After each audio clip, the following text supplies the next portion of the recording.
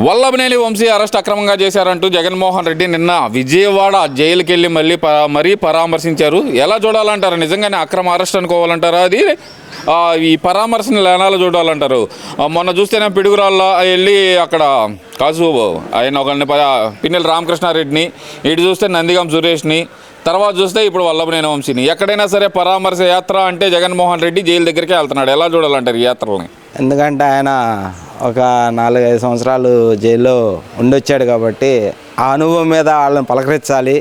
ఆయన చేసిన పనులకి వీళ్ళు పాపం అన్నిటికీ ఉన్న సపోర్ట్ చేస్తారు కాబట్టి పిన్నెల రామకృష్ణారెడ్డి అంటే ఈవీఎంలు పగలగొట్టిన ఆయన, నా వంశీ గారు అంటే మరి ఆయనకి సపోర్ట్ చేసి ఒకప్పుడు టీడీపీ పార్టీలో ఉండి అన్ని అనుభవించిన ఆయన మళ్ళీ వైసీపీలోకి వెళ్ళి జగన్ తర్వాత నేనే అన్న నా వంశీ గారు ఈరోజు మరి జైల్లో కూర్చున్నారు. అలాగే 4 అరటి తోటలు తగలబెట్టిన మన ఎంపీ నందిగం సురేష్ గారు చెప్పుకుంటే వాళ్ళ ఆవిడ వచ్చి సాకాలు పెట్టుకుని అడిగితే మళ్ళీ జగన్ గారు పరామర్శించారు.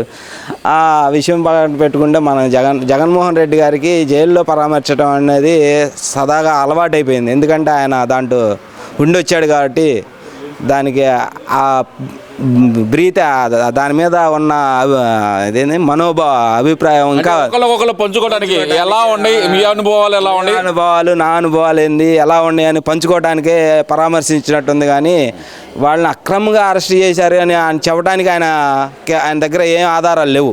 ఎందుకంటే వాళ్ళు చేసిన అక్రమాలు వాళ్ళకి తెలుసు, ప్రజలకి తెలుసు కాబట్టి నీకు 11 సీట్లు ఇచ్చారు. నీ అక్రమాలు తెలుసు కాబట్టి 11 సీట్లు ఇచ్చారు. అందుకని అక్రమంగా అనేదాన్ని ప్రభుత్వం మీద బురద జల్లడానికి అనేది అక్రమంగా కేసులు పెట్టారని వాళ్ళ ఆవిడ చేత మాట్లాడేద్దాం. నందిగం సురేష్ గారిని అరెస్ట్ చేసిన రోజు వాళ్ళ ఆవిడ చేత మాట్లాడించడం జరిగింది. సో ఏంటంటే అనుభవాలు పంచుకోవడానికి వెళ్ళాడు కానీ పరామర్శించడానికి వెళ్ళా. మీ జైలు జీతాలు ఎలా ఉన్నాయి, నా జైలు జీతం ఎలా ఉంది, మీరు ఎలా ఉంటున్నారు, మీకేమన్నా అన్నీ జరుగుతున్నాయా లేదా అని పరామర్శించడానికి వెళ్ళారు కానీ అనుభవాల్ని పంచుకోవడానికి వెళ్ళారు, పరామర్శించడానికి అయితే వెళ్ళాల. నా భర్తకు ప్రాణహాని ఉంది, ఆయన చుట్టూరుతో సీసీ కెమెరాలు పెట్టేశారు, 60 సీసీ కెమెరాలు పెట్టారు, నా భర్తకు ప్రాణహాని ఉంది, ఆయన కింద పునుకోబెడుతున్నారు, మంచం ఇవ్వటం లేదు. అలాగే చూస్తే కనుక ఆయన శ్వాస తీసుకోవటంలో ఇబ్బంది పడుతున్నారు, ఒంటరిగా ఒక జైల్లో ఒక గదిలో పడేస్తున్నారు ఆయన్ని, ఆయనకి పోలీసుల నుంచి ప్రాణహాని ఉంది అని వల్లభనేని వంశీ భార్య ఆమె చెబుతున్నారు. మరి వల్లభనేని వంశీ గారి భార్య గారు చెప్పినట్టు వాస్తవం అనుకుందాం. జైల్లో ఏమన్నా నీకేమన్నా పట్టుపరుపులు వేసి ఏసీ రూములు ఇస్తారండి? నార్మల్ ఖైదీలకు ఎలా ఉన్నారో ట్రీట్మెంట్ నీకు కూడా అలానే ఇస్తారు. నువ్వేమన్నా పెద్ద ఇదే విఐపివా? ఒకప్పుడు ఎమ్మెల్యే వచ్చి ఉండొచ్చాము, ఇప్పుడు నార్మల్ మనిషివే కదా నువ్వు. అలాంటప్పుడు నీకు నార్మల్ ఖైదీలకి ఎలా ఇచ్చారో నీకు కూడా అలానే సౌకర్యాలు ఇస్తారు. ఒకవేళ పోలీసుల నుంచి నీకు హాని ఉంది అనుకోండి, ఎలా ఉంటుంది? ప్రభుత్వం మీద బురద చల్లడానికిగా ఈ పోలీసుల నుంచి ఆయనకి హాని ఉందంటానికి కారణం అప్పుడు పయ్యావుల కేశవ్ గారు అనుకుంటా మన అరెస్ట్ చేసినప్పుడు ఆయన్ని ఎలా తీసుకెళ్లారండి పోలీసులు? అది అరాచకత్వం కాదా, అమానుషం కాదా? పెద్ద ఆయన ఆర్ఆర్ గారిని ఎలా తీసుకెళ్లారండి సిఐడి పోలీసులు? ఏం చేశారండి? అది అరాచకం కాదా? మరి ఆ రోజు వల్లభనేని వంశీ గారు ఏం చేశారండి? మీ పార్టీ ఎంపీ అయినా స్థానిక ఎంపీ ఆయన ఉన్న రఘురామకృష్ణరాజు గారిని చేసినప్పుడు అది అరాచకం అయినప్పుడు ఆయన అడిగినప్పుడు మొరపెట్టుకున్నప్పుడు నువ్వు మాట్లాడలేకపోయారే? ఎందుకు నీ పార్టీ వాళ్ళు ఎందుకు మాట్లాడలేకపోయారు? ఆ రోజు జగన్మోహన్ రెడ్డి గారు మీ నోర్లు కుట్టేశారా? ఆ రోజు 23 మంది మంత్రులు మీ అందరినీ మీరు ఆగండి, మీరు మాట్లాడమాకండి చెప్పారా? ఆ రోజు లేని అరాచకం ఈ రోజు వచ్చింది అరాచకం.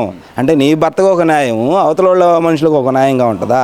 ఏం మాట్లాడుతున్నావమ్మా, నీ పేరు నాకు తెలియదు. అదే మొన్న వచ్చి పరామర్శించిన జగన్ గారు వచ్చి నేను 24 గంటల్లో తెలుస్తా అని చెప్పిన ఆయన మరి తెల్లారి పొద్దున తుస్సుమని ఎందుకు ఒక వీడియో రిలీజ్ చేయగానే టీడీపీ వాళ్ళు ఒక వీడియో రిలీజ్ చేయగానే దాన్ని మళ్ళీ నేను చెలో గుంటూరు మిర్చి అడ్డాన్ని పెట్టి ప్రోగ్రాం పెట్టి దాన్ని ఏదో చేద్దామని చేసి ఎక్కడైనా రైతులను ఉద్ధరించినట్టు ఇక్కడికి వచ్చి ఉద్ధరించాడండి. ఆయన హయాంలో బాగానే ఏం ఉద్ధరించాడండి?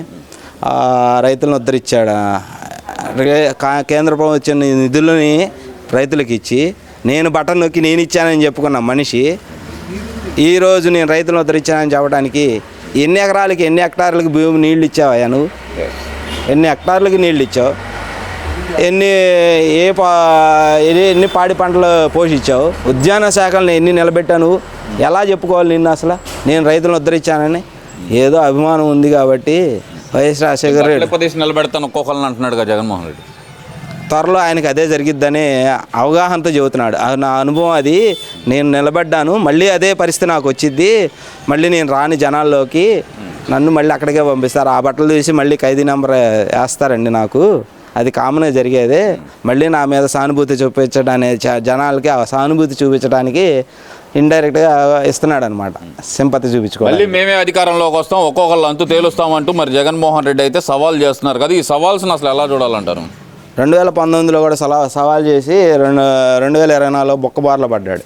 ఎందుకంటావా, 2019 నుంచి 2024లో స్టేట్లో నువ్వు చేసిన అరాచకాలు కానీ, నీ మంత్రులు చేసిన అరాచకాలు కానీ, నీ 23 మంది పేటీఎం బ్యాచ్లు చేసిన అరాచకాలు కానీ, 23 మంది పేటీఎంలు, నీ దగ్గరున్న మినిస్టర్లందరూ నీ పేటీఎంలే, నువ్వేది చెబితే అది ఆడే కోతులు అనమాట. అవి వాస్తవం చెప్పాలంటే కోతులే, కోతి అంతే కదా, మనం ఏది చేస్తే అదే చేసిద్ది.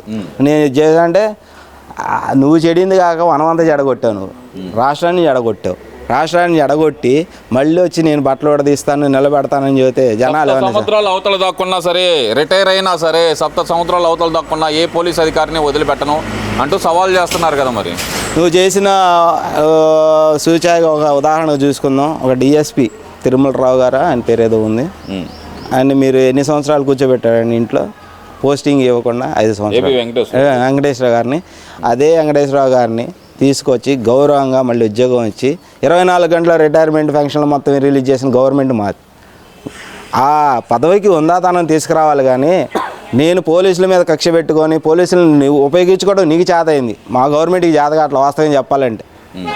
పోలీసుల పని చేయించడం నీకు చేత అయింది, అరాచకత్వం చేయించడం నీకు చేత అయింది, మా గవర్నమెంట్కి చేతగా అట్లా వాస్తవం చెప్పాలంటే.